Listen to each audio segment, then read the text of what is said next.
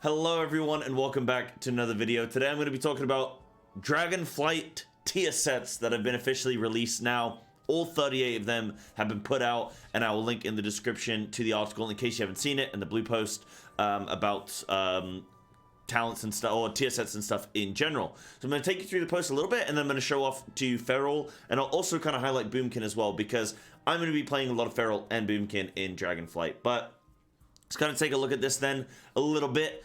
So we're excited to share the bonuses you'll discover on class sets in Dragonflight.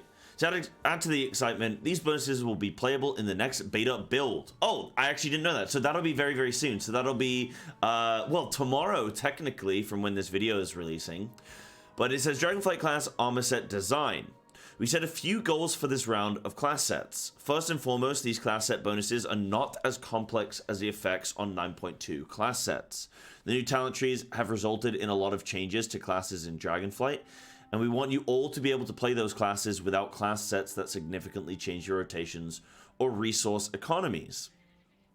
This is not to say that we won't make more complex or rotationally impactful class sets in future, but you'll find that these bonuses generally take a light touch on features like resource generation and cooldown manipulation.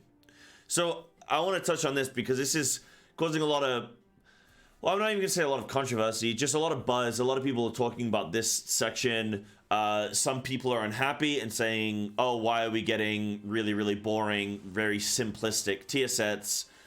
You know, what's the point? Other people saying, hey, this is really great because we can now focus on getting to grips with our new classes, our new specs, all the massive talent changes that have come through.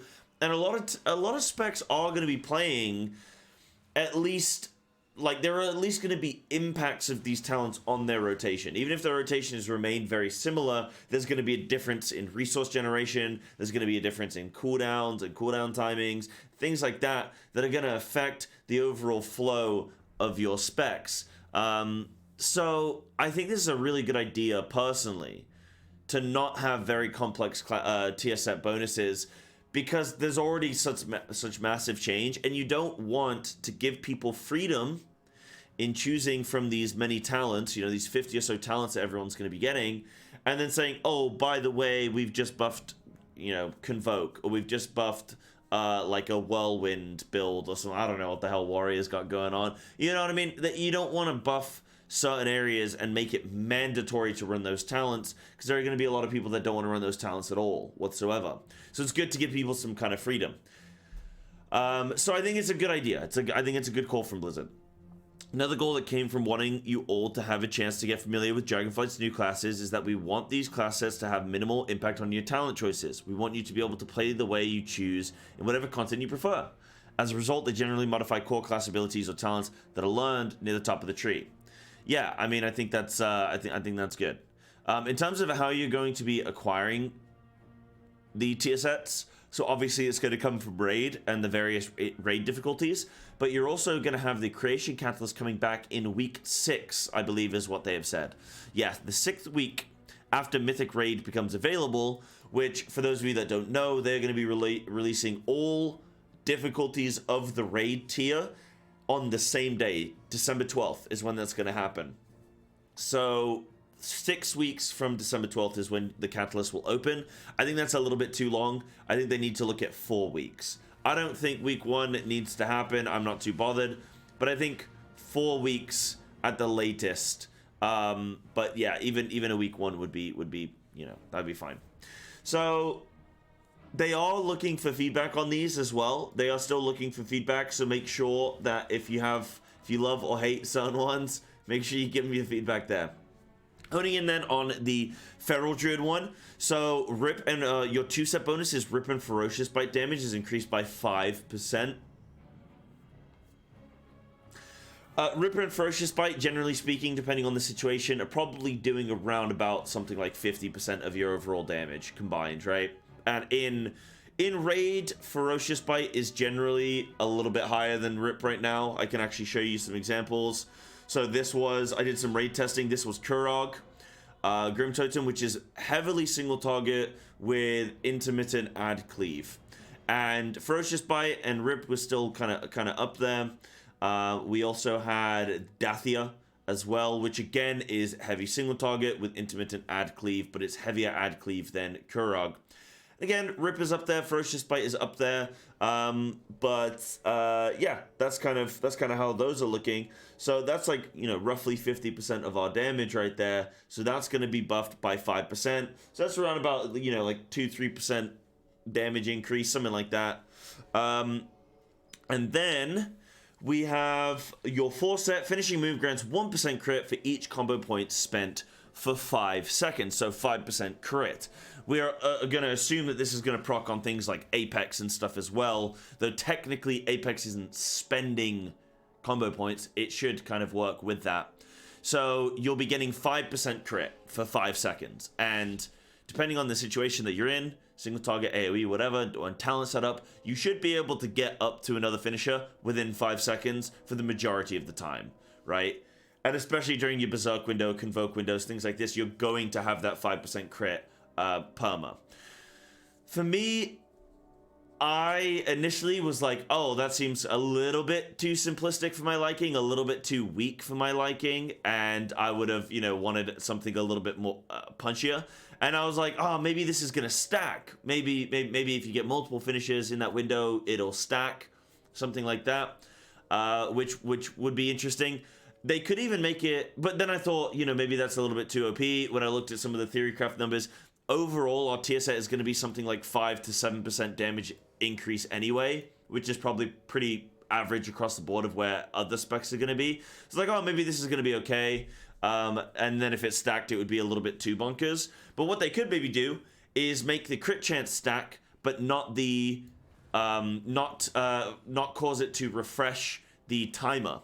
So you could, during like Berserk window, you could get up to like 10, maybe 15% crit, and then it will be cycling through.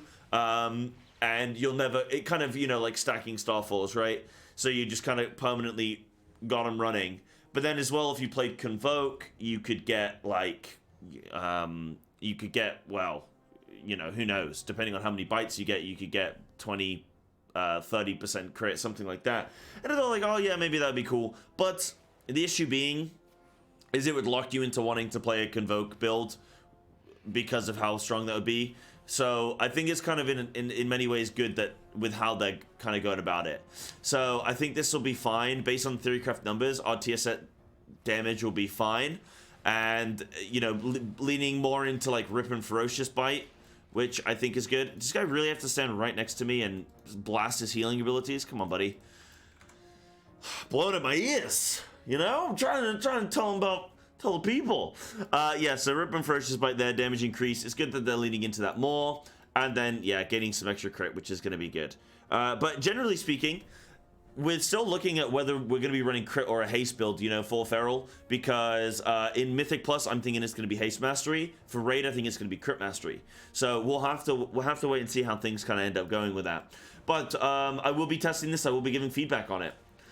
In terms of balance, then, so your balanced Druid tier set is Star Surge and Starfall, increases the damage of your next Wrath or Starfire by 50%, stacking up to 3 times. That sounds really, really good, because there are a lot of situations, like imagine as well with Boomy, where you can run, I can't remember what it's called now, but you can run the instant Starfire ability, Warrior of Elune.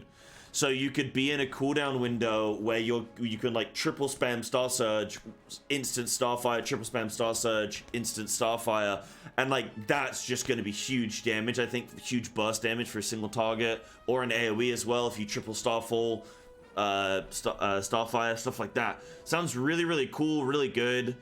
Not mega impactful, but like, or you know, yeah, it doesn't kind of force you to pick a certain build, but I think it encourages certain ones. And then for 4-set, when you enter Eclipse, your next Star Surge or Starfall costs no astral power and deals 50% increased damage, which is kind of bonkers, kind of cool. So, you know, that'll be pretty nuts, especially since Fura has been completely changed, you guys.